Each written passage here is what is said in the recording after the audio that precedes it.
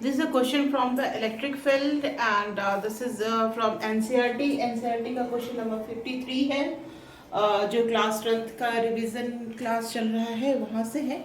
Find A magnitude of electric field. कहाँ पे electric field का मैग्नीट्यूड निकालना है, ए पे निकालना है और उसके डायरेक्शंस भी निकालने हैं। तो कैसे सोचेंगे, कैसे? देखो यहाँ पे +3Q चार्ज है, यहाँ पे -4Q चार्ज है।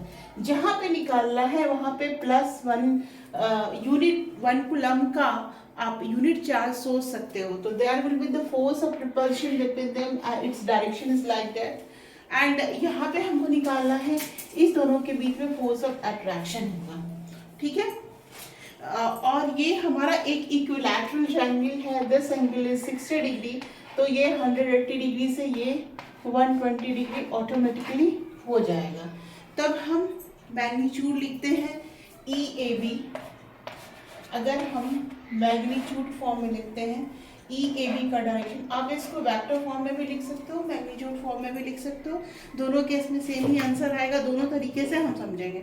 तो ये क्या हो जाएगा हमारा 3Q इंटू 1, K लिख देती हूँ, K का मतलब 1/4πε0r², और ये जो भी वैल्यू है ये A दिया है, ये A है, तो this is A² and this is, मैंने मैग्नीट्यूड लिखा है, वेक्टर नहीं लिखा है।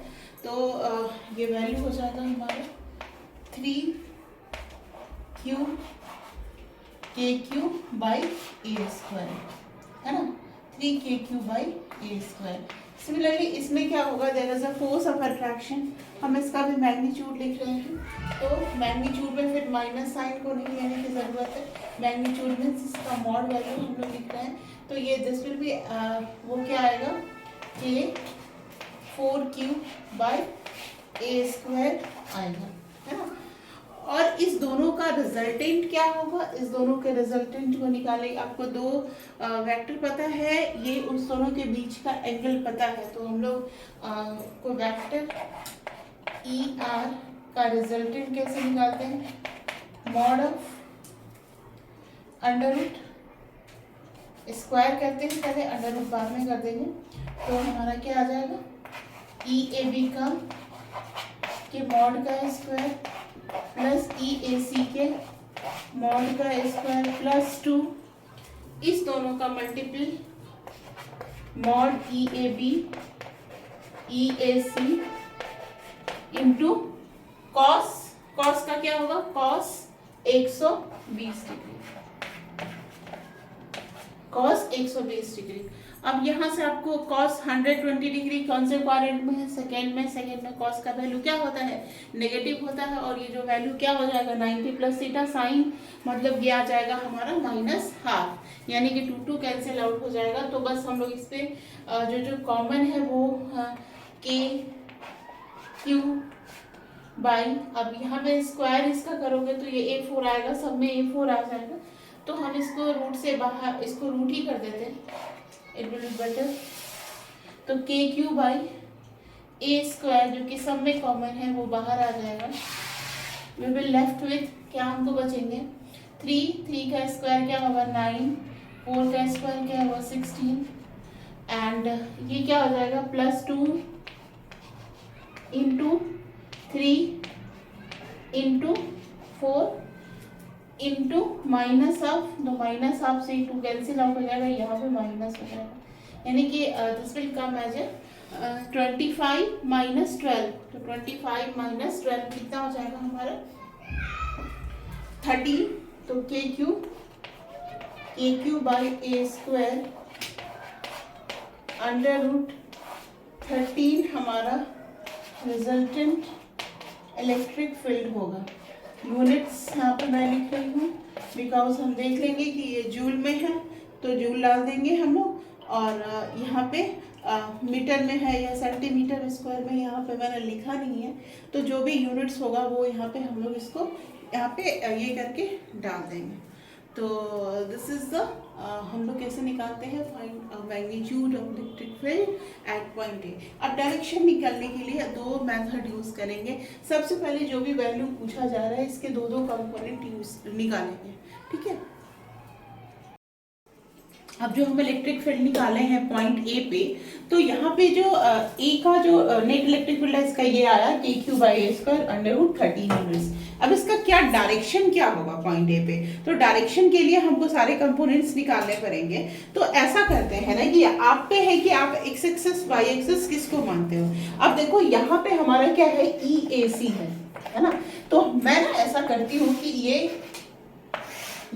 This is EAC and this is EAB, और इसके बीच में ये जो EAC और EAB के जो बीच में जो एंगल है वो 120 डिग्री है ना। तो ये 120 डिग्री है, तो इसके कितने कंपोनेंट होंगे, 2 कंपोनेंट होगा, EAB cos 120 degree and EAB sin 120 degree. तो इसके जो मान लो कि ये y एक्सिस है, ये x एक्सिस है, ठीक है। तो y एक्सिस के EY को क्या लिखेंगे, EAB sin 120 डिग्री लिखेंगे, बिकॉज हमारे क्या होता है कि tan जो एंगल होता है tan अल्फा इस क्या होता है, net component on y upon net component on x, है ना। मतलब y की तरफ का पूरा अपॉन x की तरफ का पूरा, तो y की तरफ अगर मैं इसको, तो EAC का y की तरफ कंपोनेंट क्या होगा, 0 होगा, क्योंकि मैंने इसको x एक्सिस वाला है एंड ये जो है y एक्सिस ये है, और EAB और EAC के बीच में 120 डिग्री एंगल है। फिर EAB का जो है y कंपोनेंट इतना है, बट EAC का y कंपोनेंट क्या है, 0 है। तो EAC का सिर्फ x कंपोनेंट होगा, तो x कंपोनेंट नीचे लिखेंगे, है ना, x कंपोनेंट नीचे, इसका x कंपोनेंट क्या होगा, EAB cos 120 डिग्री, और इसी से हमारा आंसर आएगा। बस यही समझने का है कि बच्चों को यहीं पे डाउट होता है कि मैम ये कैसे आया, या अगर किसी बच्चों को डाउट है तो वो इसको भी x एक्सिस और y एक्सिस लेके करेगा, that will be the answer will be the same in this case. क्योंकि मैं कॉम्प्लिकेशन से हटना थोड़ा सा लंबा करने की, थोड़ा लंबा होगा ऐसा, वो भी इजी है, तो इसलिए मैंने ये मेथड यूज किया, ठीक है। तो अब हम लोग इसका, जैसे हमारा फील्ड ये आया था, अब हम लोग EAB क्या आया था, EAB यहाँ पे हमारा क्या था, 3Q था, है ना। तो 3 लगा के 3Q/A² के साइन 120 डिग्री, साइन जो है वो सेकेंड क्वाड्रेंट में पॉजिटिव होता है, तो cos 30 डिग्री का वैल्यू √3/2 डाल देंगे, ठीक है। अपॉन ये सब के मॉड है, ये सारे के मॉड वैल्यू है। तो यहाँ भी हम लोग यहाँ पे हमारा EAC लिखना होगा, EAC, इसमें यहाँ पे 4Q चार्ज है, बस यहाँ पे K 4Q/A² और प्लस यही सेम लिखना होगा 3Q/A² इंटू K। यहाँ पे क्या हो जाएगा, cos 120 डिग्री, cos 120 डिग्री मतलब क्या हो जाएगा, माइनस से वैल्यू हो जाएगा 30 डिग्री, साइन 30 डिग्री का माइनस से वैल्यू -1/2। अब देखो इस समय क्या क्या KQ/A² जो है कॉमन है, तो क्या हो जाएगा 3√3/2 ऊपर में बच जाएगा, नीचे में क्या बचाएगा 4 - 3/2 बचेगा, है ना। तो हम लोग इसको लिख सकते हैं 8 - 3, तो 8 - 3 हमारा क्या हो जाएगा 5। तो यहाँ आंसर लिखते हैं, दिस इम्प्लाइज 2 से 2 कैंसिल आउट हो जाएगा, तो 3√3 और 8 - 3 ये हो जाएगा 5 tan अल्फा, इतना अल्फा बराबर tan इनवर्स इतना 3√3/5। तो आपको दूसरे मेथड से भी देखना है तो आप प्लीज मेरे को कमेंट बॉक्स में जरूर लिखिए, then I will also make a video for other method. Thank you.